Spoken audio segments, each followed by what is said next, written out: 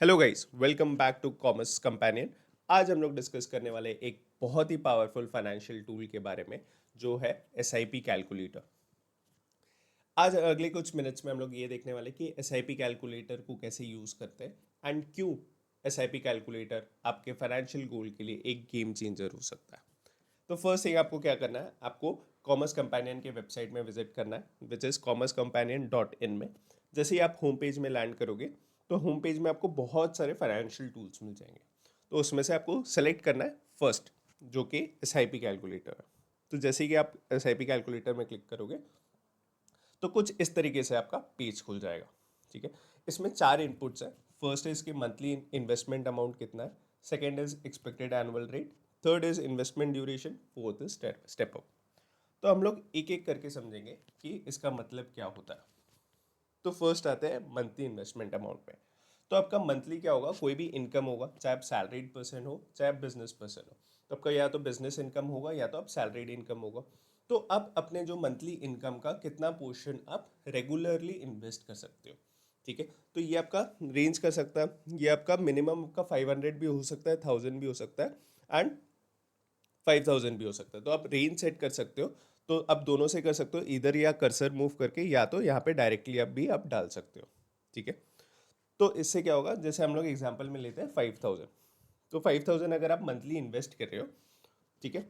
अब आते हैं सेकंड पे, expected annual rate. Expected annual rate क्या होता है कि जो भी आप इन्वेस्टमेंट कर रहे हो उसमें से आपको मिलेगा कुछ रिटर्न।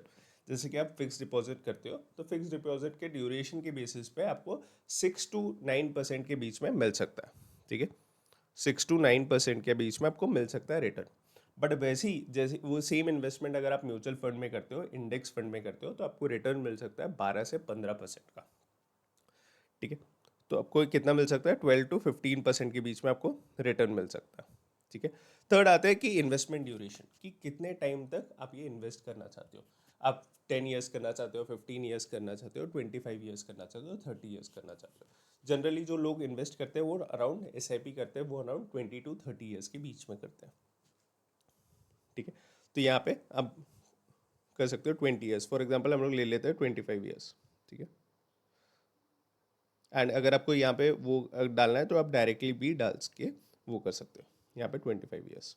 ठीक है, अब आते हैं फोर्थ पे, स्टेप अप। स्टेप अप क्या होता है, जैसे कि हमको पता है कि हमारा हर साल इंक्रीमेंट होता है। अगर आप सैलरीड पर्सन हो तो आपका क्या होता है, हर साल आपका सैलरी में इंक्रीमेंट होता है। अगर आप बिजनेस पर्सन हो तो आपको पता है कि हर साल आपके बिजनेस में ग्रोथ आने वाला है। तो जैसे कि आपका ग्रोथ आएगा तो आप क्या करोगे, अपना इन्वेस्टमेंट भी बढ़ा दोगे। तो आज 5000 की एस आई पी कल कितनी हो सकती है, कल 6000 हो जाएगी, नेक्स्ट ईयर 6000 हो जाएगी, उसके बाद वाले 7% 7000 हो जाएगी। तो ऐसे क्या होगा, आपका एस आई पी भी बढ़ता जाएगा। तो क्योंकि आपका क्या होगा, आप मान लो सैलरीड पर्सन हो, आपने स्टार्ट किया 30,000 से, बट 2 साल बाद 3 साल बाद आप कितने पहुंचोगे, 1 लाख रुपीज़ में। अगर आप 1 लाख रुपीज़ में पहुंचते हो तो आपका इन्वेस्टमेंट फिर 5000 नहीं रहेगा, अब वो बढ़ के हो सकता है 10,000 हो जाए, 15,000 हो जाए। तो उसमें भी क्या होगा, स्टेप अप। तो फॉर एग्जाम्पल अगर आप मान के चलो कि 5% तो आपका स्टेप अप होगा, तो आप क्या क्या कर सकते हो, ये चेकबॉक्स को क्लिक कर सकते हो एंड देन आपको यहाँ पे कर देना 5%। ठीक है, ये होने के बाद आपको क्लिक करना है कैलकुलेट पे। तो जैसे ही आप कैलकुलेट पे क्लिक करोगे तो यहाँ पे आपका क्या होगा, यहाँ पे एक आपका चार्ट बन के आ जाएगा, जिसमें आप बोल रहे हैं कि अगर आप 25 ईयर्स तक 5000 इन्वेस्ट करोगे मंथली बेसिस पे, स्टेप अप कर रहे हो 5% एंड आपका रिटर्न है एक्सपेक्टेड 12%। तो टोटल वेल्थ जो क्रिएशन होगा वो होगा आपका 1.45 करोड़, जिसमें कि आपने इन्वेस्ट किया होगा अराउंड 28,63,626 एंड आपका जो रिटर्न अमाउंट होगा, जो आपका रिटर्न अमाउंट होगा वो होगा 1.17 करोड़। तो टोटल मिला के आपका हो जाएगा 1.45 करोड़। ठीक है, इसको आप बैकवर्ड भी कैलकुलेट कर सकते हो। फॉर एग्जांपल आपको थोड़ा और चाहिए, एज इन कि आपको देखना है कि 30 ईयर्स अगर मैं इन्वेस्ट करूँ तो कितना हो जाएगा। तो आप यहाँ पे क्या कर सकते हो, यहाँ पे 30 लिख सकते हो। तो 30 ईयर्स अगर आप 5 साल और इन्वेस्ट करते हो तो आपका ये चेंज होके हो जाएगा 2.85 करोड़। उसी तरीके से आप रिटर्न का अमाउंट भी चेंज कर सकते हो। फॉर एग्जाम्पल रिटर्न बढ़ के 15% हो गया, तो आपका सेम अमाउंट ही अब चेंज क्या हो गया, 4.89 करोड़ पे। आपका टोटल पोर्टफोलियो वेल्थ कितना हो गया, 4.89 करोड़।